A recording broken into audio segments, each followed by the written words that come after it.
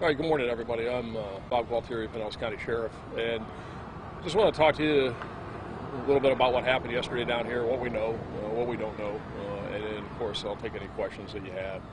So, first and foremost, and against this backdrop, it's extremely important that everyone have access to early voting sites, and they have access to these early voting sites unfettered, unintimidated, and in a way that they feel comfortable casting their vote.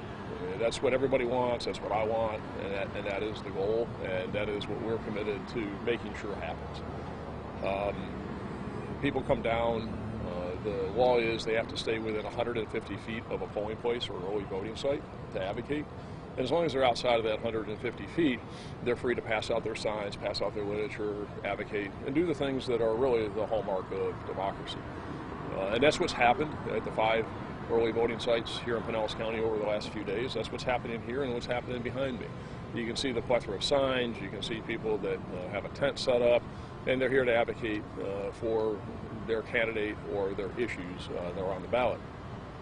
So yesterday afternoon, that's what was happening here, and then all of a sudden, 2 people arrived, and they were wearing tan khaki pants. They had on blue polo shirts that identified themselves as security guards, and they're also armed, and they're wearing gun belts, and they had firearms. That caused some concern because of, I'd say, the heightened awareness and, of course, the tensions that we see. And people didn't know who they are because they weren't law enforcement officers, they weren't the police, they weren't sheriff's deputies, they weren't St. Pete police officers, and what are these people doing here? So it immediately, on some individuals' parts, caused concern that these people were here to do what we won't allow and what we don't want to have happen, and that is to coerce or to intimidate or to affect the voters as they are coming and engaging in that very important constitutional right. And it started raining yesterday afternoon, and as we found out from these people who they are, we found out that they are security people from a company called Syotos, S-Y-O-T-O-S, and they're out of Crestview, Florida. And what they said, and remember, these are line-level licensed security guards who are authorized to wear a uniform, who are authorized to carry firearms, and if they're hired to provide protection for somebody, that's completely legal. It's lawful. It's not a problem. And what they said, as it was raining before they left, is that they were hired, that's their claim, they were hired by the campaign to provide security at this site for the people who were advocating for their candidate. We have, and I can't stress this to you strongly enough, is that we have absolutely no confirmation of that. We have, in fact, the information I have is to the contrary, that nobody affiliated with President Trump's campaign, with the Republican Party of Florida, etc., hired, recruited, retained, in any way, caused those people to be here yesterday afternoon. So the only thing I can do is refer you to the company itself out of Crestview and to the Republican Party or to the Trump campaign. But I have assurances from them that they didn't cause those people to be here at this early voting site. So when you're talking about a couple of line-level people who work for a company that were assigned someplace, somebody told them to come here, they may not even know why. They were just being paid to be here to do their job as security guards. So they said that they would be back at 8 o'clock this morning. As you can see, we're well past 8 o'clock. They're not here. And I have no idea whether they're coming back or not. So as literally my phone, email, texts are blowing up last night from everybody about this. And the discussions I'm having with everybody, including the supervisor of elections, is the mere presence of uniformed, licensed, Florida authorized security personnel is not violative of the law. It doesn't violate the law. What violates the law is if you have a firearm in a polling place. They're not in a polling place, they're outside the 150 feet. They are licensed, and this is not violating the open carry statutes because they are licensed security guards in Florida that have a Class D and a Class G license, which authorizes them to carry firearms and carry firearms openly. And their mere presence does not constitute voter coercion or intimidation. As some people may see these people who are here, and it doesn't give them a great feeling, on the other side of the coin, it may give others a great feeling because they feel protected. So some people may view the presence, the mere presence, as uncomfortable, and some people may view it as giving them a comfort factor. If those guards who are here, by their conduct, their actions, their demeanor, their words, did something that rose to the level of being voter coercion, intimidation, that's a whole different story, that's a whole different topic. Then it is actionable and it's something we would address. But if you have folks that are here behind me that are advocating for their candidate, and you have people that are standing over here wearing a security guard uniform, a license to her arm, and all they're doing is just standing there minding their own business, then that does not violate the law, and there's nothing improper, there's nothing wrong, and there's nothing that we're going to do about it because there's nothing we can or we should do about it. If their conduct, again, rises to the level of where they're staring people down, and again, these are hypotheticals, and I want to stress this to you because there's no evidence of it, there's no allegations of it, there's no complaints of it, other than the complaints we got and the concern we got is people just didn't like it. Well, I think one of the things we've learned a lot about lately, there's a lot of things that people don't like, but we have to work within the law, work within the framework that we're given, and respect everybody's rights. And the people who are here advocating, and whether it's for candidate A, candidate B, or candidate C, everybody has a right here to be here and to advocate for their client, and to do so in a way that is free of any coercion, intimidation, violence, or threats. And just keep this in mind as well, is that, and I don't know who hired these people to be here, but something caused them to be here, and something this morning has also caused them not to be here. They said they'd be here at 8 o'clock. Is that you can view this on the other side, is that it's common knowledge, I'm not telling you anything you don't know, there have been protests in downtown St. Pete, there have been incidents down here, there has been things going on down here, and so it is equally plausible that whoever was here, they hired these people themselves. And it has nothing to do with the Trump campaign, it has nothing to do with the Republican Party, and maybe these folks that were here that took it upon themselves to pass out this literature, they hired these people as security. I don't know. Bottom line is that their mere presence doesn't violate the law, and we're going to maintain the status quo. I talked to these people here who set up this morning that are here on behalf of former Vice President Biden's campaign. And I have no problems or issues with them, and they're engaging in lawful conduct and doing what they want to do and what they feel like that they need to be doing. I don't have any issue with it. So we're going to just maintain the status quo. What we are going to do, and we are going to make a change.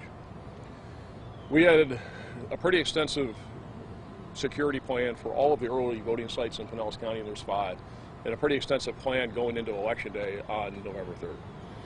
And part of that plan was consideration for balancing security at all the early voting sites and at the polling places against not having a law enforcement presence, because we didn't want people to feel intimidated or feel uncomfortable. In light of this, and in light of other complaints that I've received from some county commissioners, from the public, etc., about things that happened yesterday at the Clearwater Courthouse, things that happened at the Palm Harbor early voting site, etc. And I'm not sure whether these things actually happened, or we're in this mode where things are taking on a life of their own, and things are being reported and then repeated and reported and repeated. I don't know. So what we're going to do to just get our arms around this and to make everybody feel comfortable is we're going to station deputy sheriffs at all 5 early voting sites while they're open from 7 a.m. to 7 p.m. from today through November 2nd, which is the last day of early voting. The deputies will be there to provide us a resource if anybody has any questions or concerns, and to just be that presence, and hopefully a calming presence, so that people know that they do have unfettered, unrestricted, unintimidated access to these early voting sites, and that the folks that are here advocating, the same thing applies, and that they can advocate for their candidates, and that there won't be any issues or any concerns. And also at the same time is that it'll stop this information flow that may be based upon things that are not happening. So that if we have people there, then I can talk to the deputies and we know exactly what's happening, what's not happening, and the rumor mill doesn't take over. So I think it's a prudent course at this juncture with where we are, to have uniformed deputies there just to provide that peace of mind and make sure that everything goes smoothly and that we can monitor it. And the premise of them being there, again, is on the positive side, and I hope what it does is make people feel comfortable. So if today these uniformed security personnel show up, we'll address it at that time and decide how we're going to handle it with them, and we'll go from there. But again, just them being here is not violative of the law, and what I hope is by saying that we are going to put deputy sheriffs at each of the early voting sites, that those who, somebody did, and I don't know who, decided that they needed to have those security guards here will no longer feel that they need to have those guards here because we're going to take care of it.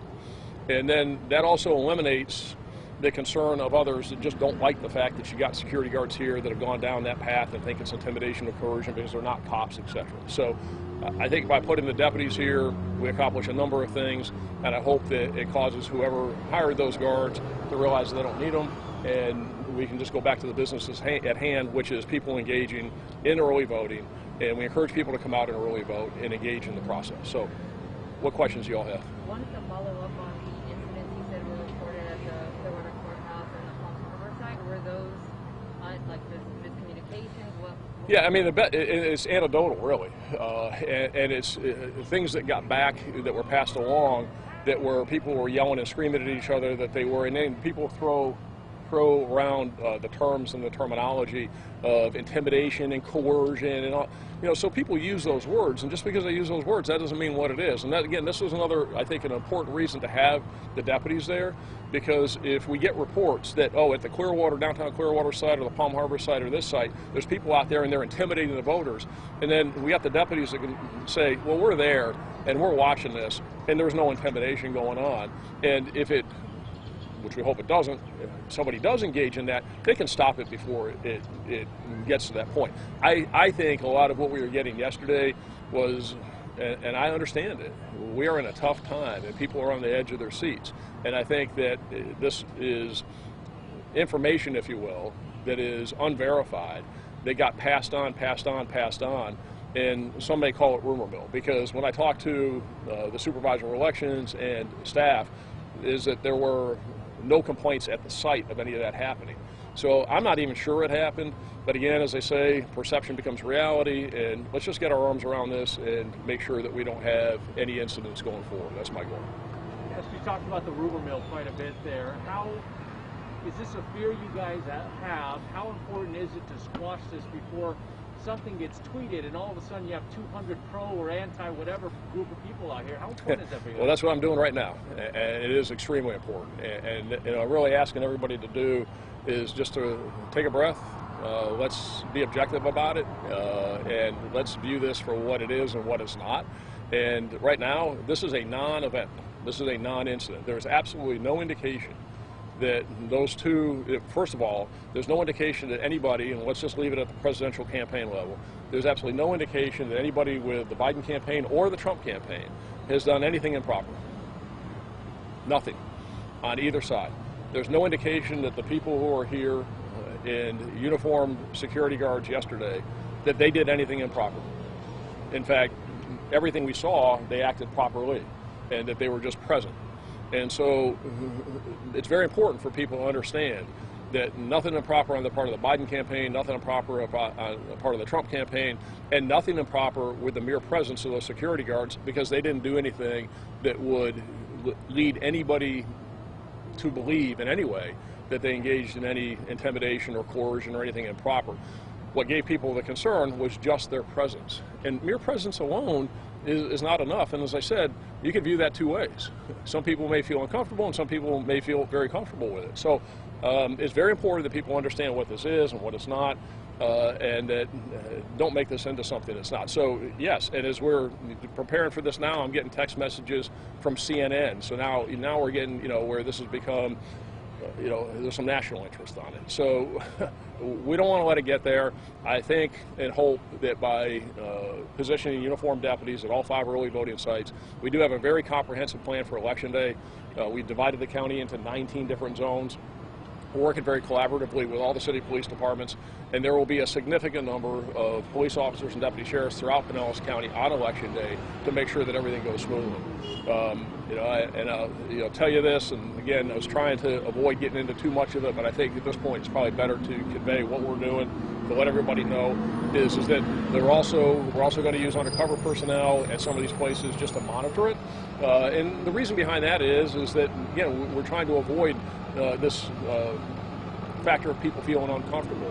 And we don't have enough personnel to cover. There's about 165 different polling places, and we're not going to have somebody at every polling place on Election Day. But we do have 19 zones that are set up. There will be law enforcement in the area. We do have strong coordination. We will have a command post set up, and we will be able to respond to anything. And it will also be monitored by undercover personnel that will be roaming around the county, just making sure that nothing's happening that shouldn't be happening. So I think we have an effective plan, but it's extremely important that people understand that we have not seen anything here yet that is improper, and we don't want to let it take a life of its own, and the rumor mill is not good. But Sheriff, why would someone even have armed security guards outside of a polling? I'm not going to, it would cause me, to speculate. And I think you need to ask them that, but, okay, with that said, is that people are on the edge of their seats. And, there has been, and I'm not, again, I gotta be careful about this. There have been incidents here in downtown St. Pete. There have been violent protests. There have been incidents at the pier where people were attacked. You had all the incidents on Beach Drive. You had stuff going on down here. So it is not outside the realm of some reasonable concern that there could be a problem and that they merely just wanted to make sure that there was no problem. I'm not saying that's the case, but you ask the question is to, why could? And it's causing me to speculate, which is probably something I shouldn't do. It's probably a dangerous thing to do. But my point in doing it is there's two sides to the coin. Is again, just because they're here, you shouldn't, nobody should, I shouldn't, nobody should assume that whoever calls those people to be here, calls them to be here with bad intent, and that is to intimidate voters. They very easily could have caused them to be here because they had genuine concern about the safety of their advocates because of some of the things that have happened here in downtown St. Pete over the last couple months. That is not outside the realm of feasibility and not outside the realm of reasonableness. But the exact reason why they did it, you got to ask them. I don't know. Is there anything to be said about them saying they're with the campaign and the campaign blatantly saying that's not us, or does that fall back on their mere presence? Is that if you're a line worker for a company and you get assigned by somebody that says, go to this site and this is what you're to do, who knows what they were told? Maybe they assumed that they were hired by the campaign. Maybe they could have been hired by some non-campaign. They could have been hired by a supporter. They could have been hired by one of the advocates who was here. So just because they say that they were hired by the campaign doesn't mean they're hired by the campaign. And that could be something that they misunderstood, something that was said innuendo. We don't know. And so absolutely should not jump to the conclusion that anybody affiliated with the Trump campaign was the cause of those people being here, because it's unsubstantiated. And the Trump campaign and the Republican Party of Florida say that they did not, unequivocally, hire, retain, cause anybody to be at this early voting site. Is there any concern about this being on county property?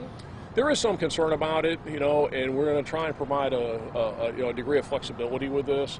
And for right now, as long as everything is maintaining status quo from what we're seeing this morning, I'm probably just going to leave it the way it is for right now. And if we have to make changes, and we've talked about this and what we might do, and I talked to the people who are here, is we might ask them to move we may cordon off the county property and not allow anybody on the county property and just have them be on the sidewalk on the right of way. But as long as it stays the way it is right now and we don't have any issues, then I'm probably just going to let them stay where they are. Again, trying to make this easy on everybody, and at the same time, make sure that people have unfettered access, nobody feels intimidated, and that everybody's rights on all sides are protected. That's the goal, and that's what we're trying to do. Trying to strike a good balance with that, and had a good conversation with the only people here now are the Biden people. We had a good conversation with them, and we'll continue to communicate with them, but for right now, we're just going to maintain the status quo. Anybody else? Okay, sounds good. Thank you.